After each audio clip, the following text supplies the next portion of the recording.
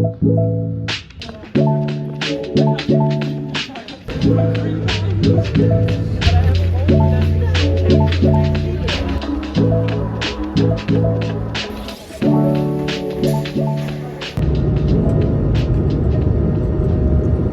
aujourd'hui je vais vous parler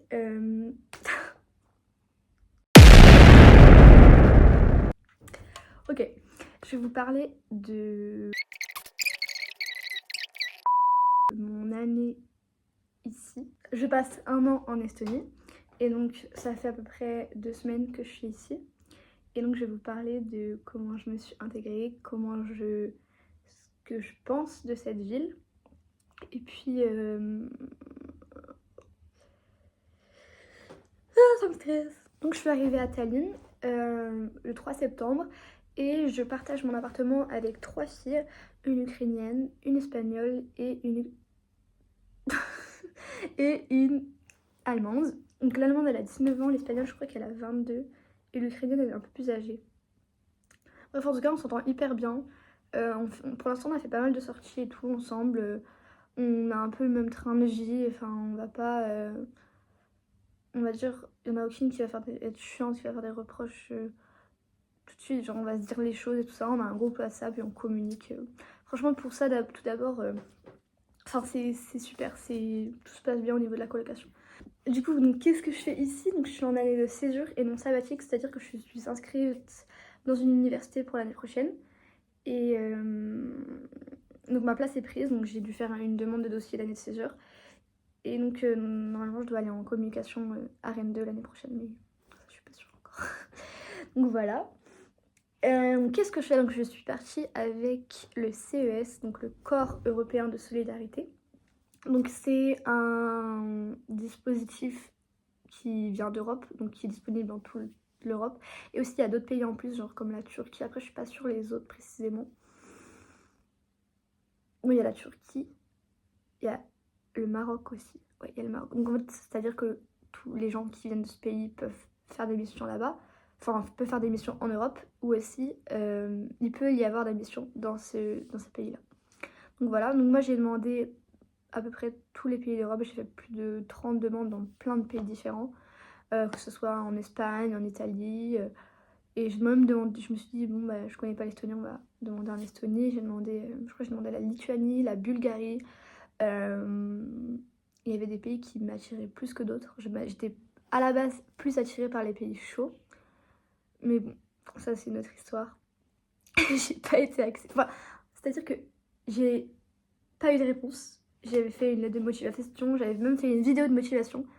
Pour ceux qui l'ont vu, ouais, j'avais fait une vidéo de présentation de moi-même en anglais pour avoir plus de points sur mon CV, sur ma lettre de motivation, parce que du coup je maîtrisais assez bien les montages et tout ça. Mais bon, il y a seulement donc, la Croatie qui m'avait répondu et l'Estonie. L'Estonie qui m'a répondu très vite et donc j'ai beaucoup aimé donc, cet échange rapide. Et puis la Croatie, finalement, après beaucoup de relances, ils ont dit qu'ils avaient trouvé d'autres personnes. Je sais pas pourquoi il n'y a pas beaucoup de pays ou d'organismes qui m'ont répondu, mais bon, si je suis ici, c'est le destin en fait. Donc du coup voilà, donc j'ai fait ma demande auprès du site, donc c'est un site internet, donc ça s'appelle le Corps européen de solidarité. Donc je suis partie avec le PIJ de Lorient, c'est-à-dire que c'est eux qui m'ont guidée, qui m'ont aidé à organiser mon départ, planifier mon départ. Donc j'ai eu une réunion, tout était fait en sorte, enfin tout était très organisé, c'est-à-dire que je n'étais pas perdue dans l'organisation, tout ça. Si j'avais des questions, je pouvais tout de suite les appeler et tout ça, parce que c'est vrai que le site internet est assez compliqué à comprendre. J'avoue que j'ai un peu galéré au début. Donc j'ai fait ma demande, quelques semaines après, même pas, et j'ai eu la réponse au sein de l'organisme. Donc l'organisme c'est Nour. Donc, et un des représentants, il s'appelle Richard, donc il m'a répondu, il m'a envoyé un mail, il m'a demandé à ce qu'on fasse une visio. Donc on a fait une visio, c'était évidemment en anglais. Donc il m'a posé des questions, je lui en ai posé. Et il m'a dit que, en fait, il m'a mis sur la piste, enfin c'est lui qui m'a mis en contact avec l'école avec laquelle j'allais travailler. Parce qu'en demandant la mission en Estonie, je savais que la mission c'était travailler dans une école en tant que volontaire. Donc une école maternelle. Donc après j'ai eu un deuxième entretien avec les maîtresses et directrices de l'école. Donc l'école c'est Zipsik, c'est dans le centre de Tallinn. Donc voilà, on a parlé en anglais, et le courant est très vite passé. Et elles m'ont prise quoi. Ça s'est passé sur 2 semaines je dirais, très rapidement. Et puis ensuite on a planifié mon départ, j'ai pris mes billets d'avion et puis me voilà partie quoi. Donc aussi sur Insta du coup j'ai demandé si vous aviez des questions concernant mon arrivée. Pour moi ça fait seulement du coup 2 semaines, mais je voulais faire une première vidéo un peu où c'était mes premières impressions. Et puis je pense que j'en ferai une autre au bout de quelques mois, peut-être 3 voire 4 mois, pour voir si mes impressions ont changé ou si j'ai... Bon, juste pour voir, pour comparer quoi. Donc on va passer à la première question.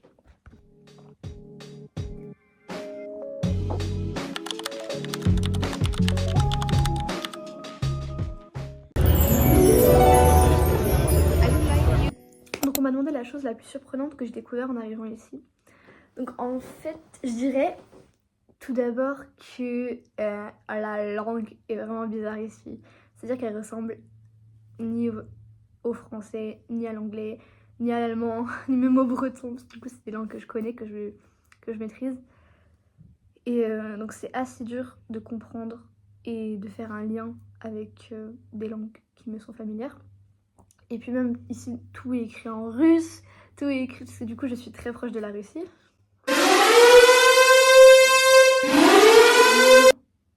Donc oui, c'est la langue, même auprès des enfants, du coup, les tout petits me parlent dans cette langue et elle est vraiment bizarre, je vous jure que...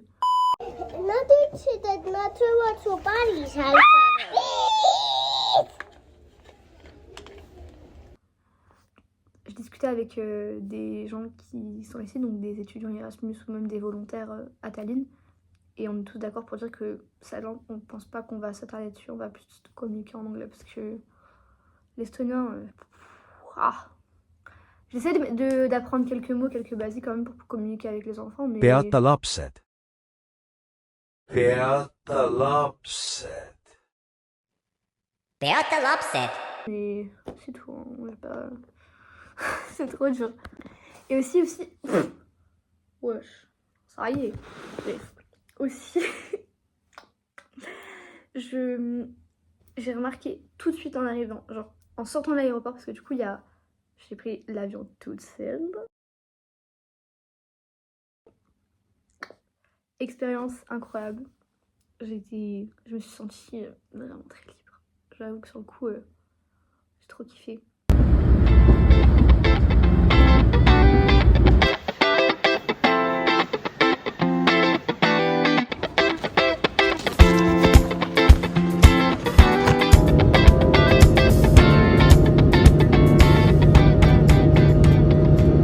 Bref, il y avait une fille de l'organisme Anna qui m'attendait à l'aéroport. On a pris le taxi juste pour m'amener à l'appartement.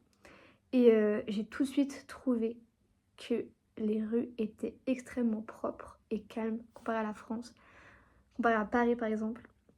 Il n'y avait aucune odeur bizarre ou des bruits comme des klaxons ou des ambulances ou des bruits de travaux et tout ça. C'était tellement calme.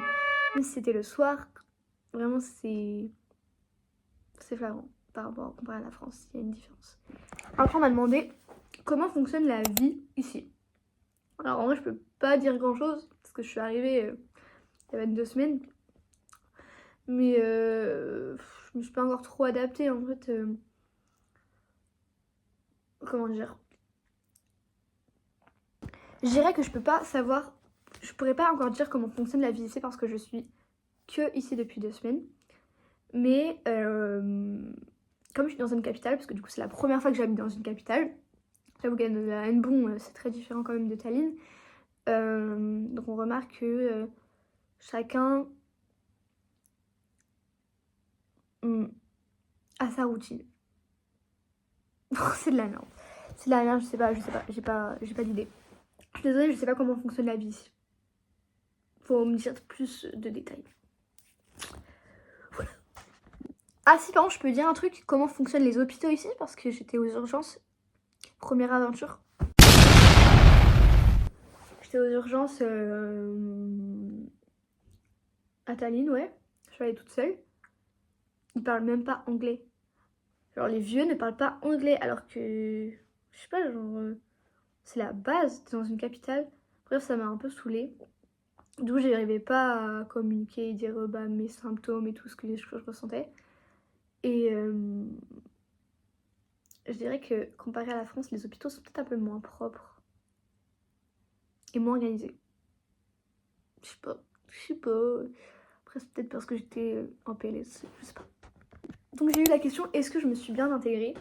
Je dirais qu'à l'école, oui. Franchement, les maîtresses, elles sont trop gentilles, elles sont adorables avec moi. Quand j'étais à l'hôpital, dans la maison, elles m'envoyaient tout le temps des messages. Elles me disaient que si j'avais besoin d'aide pour communiquer, elles pouvaient appeler et parler à ma place, du coup en estonien. Vraiment, elles sont hyper présentes, hyper gentilles. Puis même, il y a un autre volontaire qui est avec moi dans l'école et il est trop sympa. Donc oui, je me suis vraiment intégrée dans l'école. Après, peut-être auprès de la ville, faut que je laisse un peu le temps. Parce que j'ai rencontré déjà les autres volontaires du même organisme que moi. Je dirais que c'est un peu compliqué pour moi parce que je maîtrise pas... Je suis pas bilingue, quoi. Je maîtrise l'anglais, mais je suis pas extrêmement bilingue. Enfin, comparé, je vois l'allemande, elle a 1 an de plus que moi, mais elle est clairement bilingue, alors qu'elle a juste appris l'anglais avec les cours. Les Français, on est tellement en retard sur ça. J'en ai tellement... Je remarque ça, on a des problèmes avec le niveau de langue. Hein. Le niveau d'anglais est tellement bas en France, je vous jure. Et donc, oui, je disais, il y a beaucoup d'Allemands dans les volontaires. Il n'y a que des Allemands quasiment. Du coup, il y avait genre 5, 7 Allemands dans le groupe. Il y avait 2 Espagnols. Du coup, les Espagnols, ils parlaient un peu plus entre eux, les Allemands aussi. Et moi, il n'y avait pas de Français. Genre, il n'y a pas de Français. Pourquoi les Français, ils voyagent pas? Genre, du coup, j'étais un peu... Bon.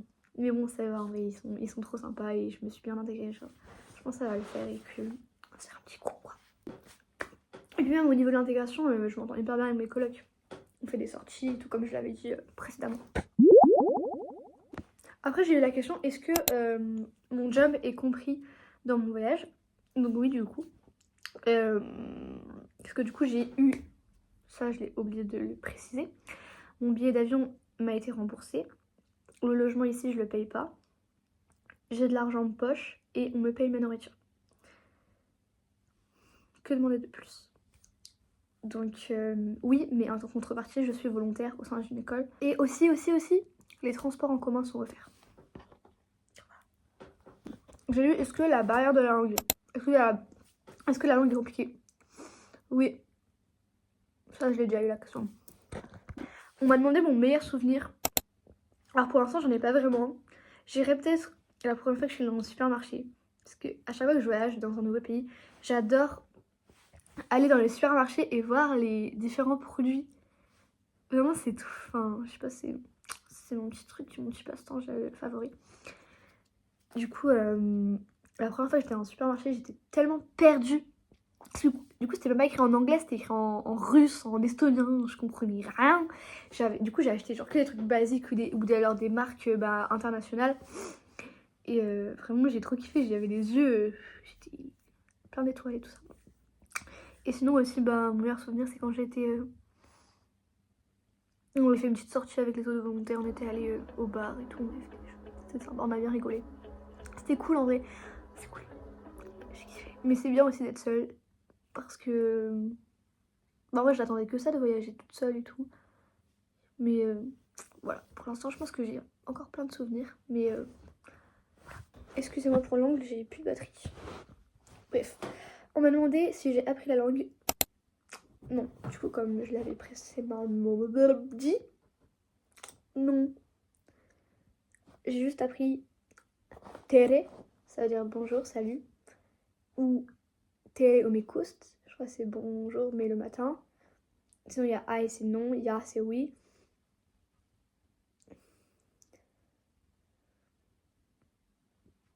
Non, je refuse en fait. Je sais que je vais devoir apprendre, hein, mais pour l'instant, non. Déjà, l'anglais, ça me prend trop la tête. J'arrive pas à exprimer ce que je veux dire et je vous jure que c'est trop chiant. Genre des fois je suis en pleine conversation avec quelqu'un là, qui maîtrise trop bien l'anglais du coup, qui est bilingue. Et je mélange mes mots et du coup ça fait un moment gênant, il y a un blanc là. Bon bref, ça m'énerve. Ah oui, sinon je sais dire autre chose, je sais dire ni Misu ni Mi-an, ça veut dire comment tu t'appelles. Et genre je demande ça à tous les enfants, j'aime trop. Et ils me répondent et je suis trop contente, je me sens bilingue quoi. Je suis la seule à boire comme ça. Ouais, je disais que. En fait, ce que je veux dire, pourquoi j'apprends pas l'estonien, c'est parce que à la base, je fais une année de césure pour pouvoir être bilingue anglais. Donc, je vais beaucoup plus me focaliser sur l'anglais et faire attention à ma prononciation en anglais qu'en estonien. Ma première impression positive, je dirais que ça ressemble à Copenhague. Genre, j'aime trop, il y a que des blonds partout. Oui, le style un peu Scandinavian girl et tout. Mais moi, j'aime trop ce style. Et bah, j'en vois beaucoup. Et j'aime trop, genre, je sais pas, c'est. Je me crois dans Pinterest. J'ai l'impression d'être dans Pinterest à certains moments et je vous montrer des petites photos et tout. C'est trop beau, genre les rues elles sont trop belles, c'est trop mimi, c'est trop propre, tout classe. Je crois qu'il y a un film, Tenet, ça a été tourné ici. J'étais choquée. La première impression négative, la bouffe. C'est dégueulasse. Je vous jure que. Ou alors c'est peut-être la cantine qui est pas bonne. Du coup, c'est pas la cantine, mais on mange avec les enfants dans la classe. Et ils mangent que de la soupe, que de la purée. Genre c'est dégueulasse, genre c'est des bouts de légumes avec de l'eau. Genre ça me donne envie de vomir, genre. Du coup maintenant j'amène ma lunchbox, mais avant je pouvais pas, genre je mangeais et tout. Je dis ah oui, le dire c'est les desserts. Genre c'est avec de la farine là, ils font de la bouillie. Oh, je comprends pas, y a pas des. Genre la nourriture elle est pas bonne. Après c'est peut-être parce que j'ai pas tout découvert et tout. Genre ok, il y a les grosses enseignes connues, mais putain, leur spécialité elles sont pas ouf. La température ici, bah en vrai pour l'instant, franchement, je pense que c'est comme en France. On a même limite, je suis un peu mieux. Mais par contre l'hiver, ouf, j'appréhende vraiment. J'ai ma doudoune là, mais il faut que j'achète des après-ski, de la combi et tout. Hein, parce que putain, apparemment il neige pendant 5 mois de l'année. Je vais mourir. Moi qui j'ai jamais connu la neige. La seule fois où j'étais à la neige, c'était. Bref, on s'en fout en classe de neige. Qu'est-ce qui me manque en France? En vrai, pour l'instant, je dirais déjà la nourriture. La nourriture, mon dieu. Et sinon, parler français. Parler français et la mer. La mer. Parce que ici, j'ai vu, il y avait un port, mais j'ai pas trop vu la mer en fait. Après, peut-être qu'il faudrait que j'y aille. Et bah, mes amis et ma famille, ils me manquent. Mais bon, comme je leur parle souvent, ça va. Ça va. Alors, on me demande s'il y a des BG ou des belles meufs. Du coup, il y a des gens blonds. Donc, si vous aimez les gens blonds, bah voilà. Il y a pas mal de gens blonds. Qu'est-ce que j'ai remarqué sinon? Bah, je remarque ici, les gens, ils affirment grave leur style comme. Bah, je sais pas si c'est parce qu'on est dans un pays. Non, pas scandinave, putain, un pays de l'Est. Ou alors dans une capitale et tout, parce que du coup, à Paris, c'est un peu plus ça aussi. Mais en tout cas, voilà. Moi, j'adore parce que chacun a son style et tout. Genre, je trouve ça trop.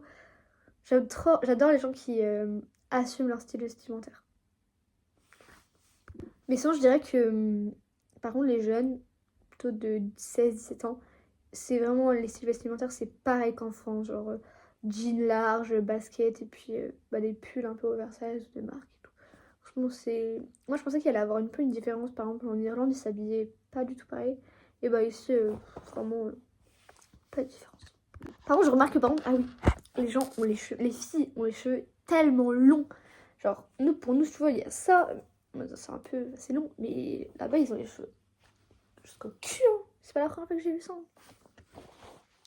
Ah ouais, aussi qui me manque, Tommy et Sardine. Ah mais oui, Tommy et Sardine me manquent à la mort. Genre, quand j'y pense, j'ai les larmes aux yeux.